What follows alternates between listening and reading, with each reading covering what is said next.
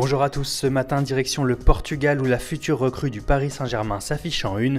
Cela ne fait plus aucun doute, Gonçalo Guedes va rejoindre le champion de France en titre dans les prochaines heures. Selon Abola, celui qui est surnommé ce matin le nouveau prince de Paris s'envole aujourd'hui pour la France afin de signer le contrat qui le liera au PSG jusqu'en 2022. Et décidément, le mercato parisien fait parler dans toute l'Europe, mais en Italie, c'est surtout côté départ qu'on aime évoquer le PSG puisque de nombreux joueurs franciliens sont annoncés dans le viseur des cadors de Serie A. Le dernier en liste n'est autre que Marquinhos. Selon le Corriere dello Sport, il serait l'une des priorités de l'Inter pour l'été prochain, aux côtés notamment de Marco Verratti. A noter également que Tuttosport évoque le dossier Patrice Evra et affirme que malgré l'intérêt de Lyon et Marseille, le joueur espère toujours signer chez un gros club de Première Ligue.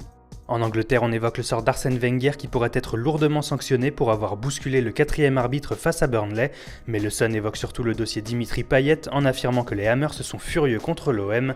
Les dirigeants anglais reprocheraient aux Phocéens d'avoir augmenté leur offre jusqu'à 26 millions d'euros, soit à peine 1 million d'euros de plus que leur proposition précédente. L'OM joue donc avec les nerfs de West Ham, reste à savoir si cette stratégie paiera avant la fin du mercato. Et pendant ce temps, les autres clubs anglais poursuivent leur marché et cette dernière ligne droite pourrait nous offrir un joli duel entre Manchester United et Chelsea pour Victor Lindelof, le défenseur central de Benfica. Ce dernier était annoncé tout proche des Red Devils en tout début de mercato, mais la piste s'est refroidie subitement. Apparemment, elle n'est donc pas enterrée, mais les Blues espèrent faire capoter l'affaire et empocher le gros lot pour un transfert qui pourrait se conclure à plus de 45 millions d'euros. En Espagne, le dossier de la prolongation de Lionel Messi est de retour à la une de Sport. Le quotidien Pro Barça affirme que la direction catalane a enfin peaufiné son offre pour l'Argentin.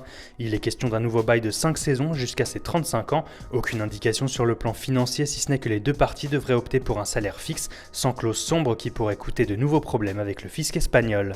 Et on termine cette édition avec une énorme surprise à la Coupe d'Afrique des Nations, l'élimination dès le premier tour de l'Algérie, l'un des favoris à la victoire finale.